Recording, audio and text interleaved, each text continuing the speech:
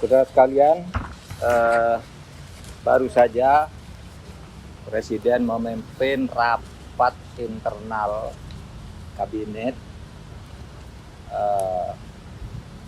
yang dihadiri oleh 19 Menteri, Strip Panglima TNI, Strip Jaksa Agung, Strip Kapolri, dan Kepala Lembaga Negara terkait yang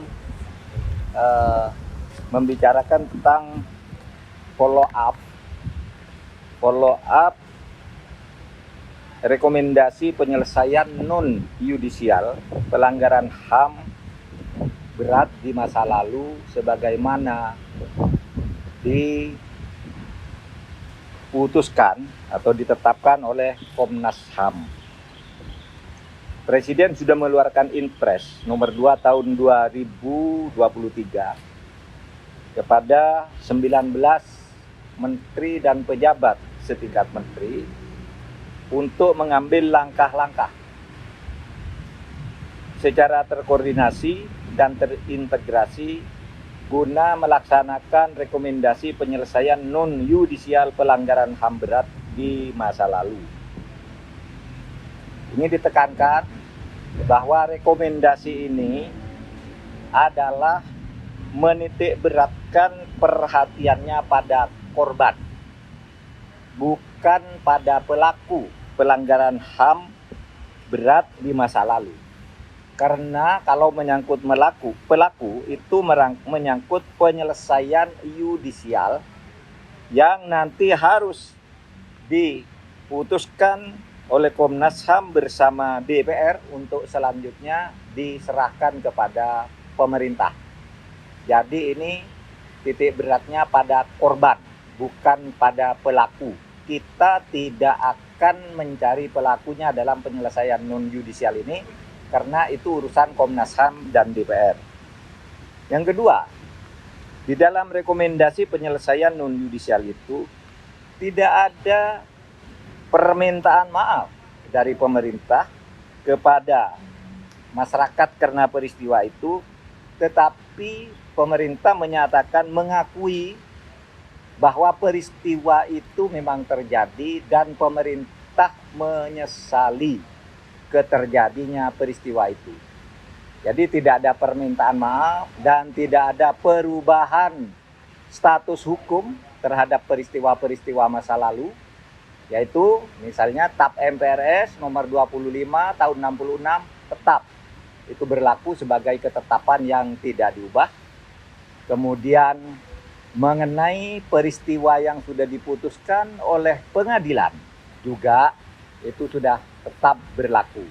Jadi yang kita lakukan ini adalah fokus pada korban sekali lagi, korban pelanggaran HAM berat masa lalu yang berdasar temuan Komnas HAM ada 12 peristiwa. Dan peristiwa itu tentu tidak bisa ditambah oleh pemerintah. Karena menurut undang-undang yang menentukan pelanggaran HAM berat atau bukan, itu adalah Komnas HAM. Dan Komnas HAM merekomendasikan 12 yang terjadi sejak puluhan tahun yang lalu. Nah, saudara sekalian, saya ingin masyarakat paham perbedaan antara pelanggaran HAM berat dan kejahatan berat. Pelanggaran HAM berat itu dititik beratkan pada unsurnya di mana pelakunya melibatkan aparat secara terstruktur. Mungkin korbannya hanya 2 atau 3 orang, tetapi itu bisa menjadi pelanggaran HAM berat. Tetapi kalau pelakunya itu sipil, terhadap sipil lainnya, meskipun korbannya ratusan, seperti peristiwa bom Bali dan sebagainya, itu bukan pelanggaran HAM berat, tapi kejahatan berat. Gitu. Ini istilah hukum supaya dimengerti, karena ada orang yang mengatakan tidak ada lagi pelanggaran HAM berat. Ya memang tidak ada, yang ada kejahatan berat itu banyak, kriminal itu banyak.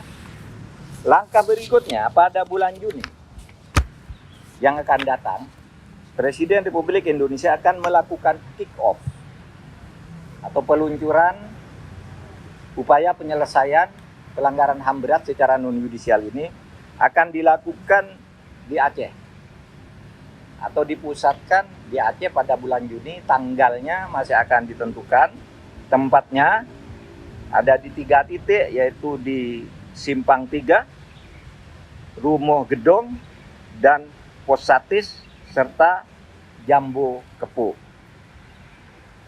Data sudah ada sumbernya, nanti akan di cross check lagi.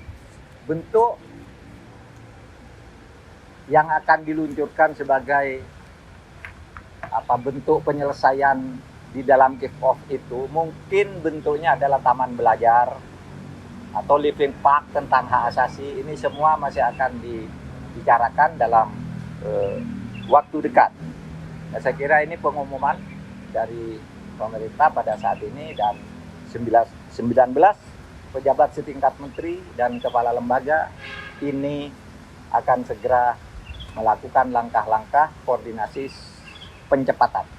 Nah, salah satu juga di dalam kick off ini nanti kita akan mengumumkan kepada warga negara yang menjadi korban pelanggaran HAM berat di masa lalu yang ada di luar negeri, yang kita kenal sebagai istilah eksil. Nah, banyak sekali orang yang tidak terlibat dalam gerakan, misalnya apa yang disebut G30 SPKI, dulu menjadi korban tidak boleh pulang di luar negeri. Karena waktu itu mereka disekolahkan oleh Presiden Soekarno ke berbagai negara di Eropa Timur, di Eropa dan RRQ, dan macam-macam gitu. Begitu mereka selesai, ternyata terjadi peristiwa G30S sehingga tidak diizinkan pulang pada waktu itu.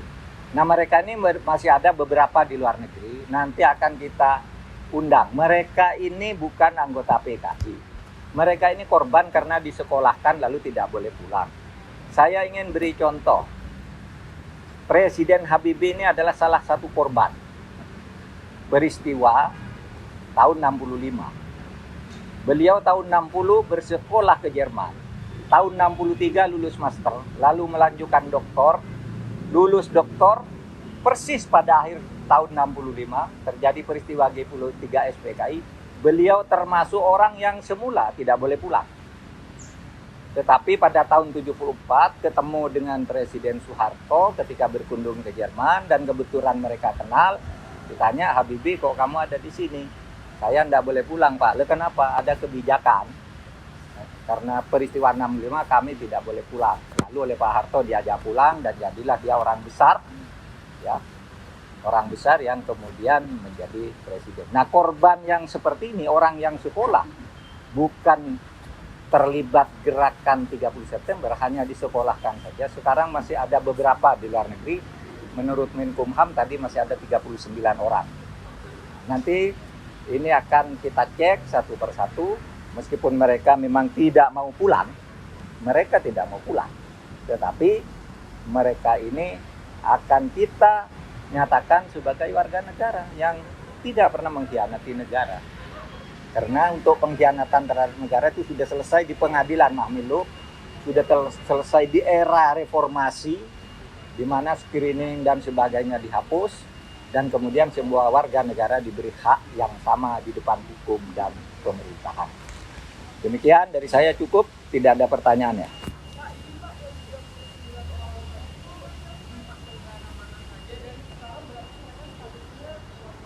Ya, warga negara asing ada di Rusia, ada di Praha, ada di Kroasia, ada di berbagai negara, ada di Belanda. Ini tersebar-sebar.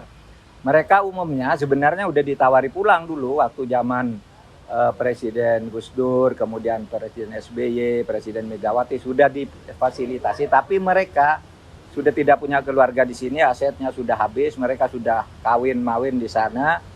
Ada yang jadi profesor di sebuah universitas di Rusia karena dia tidak boleh pulang. Tetapi mereka ini hanya ingin dinyatakan mereka bukan pengkhianat, mereka belajar, disekolahkan secara resmi oleh negara. Itu yang disebut orang-orang eksil karena peristiwa tahun 60. Oke, makasih.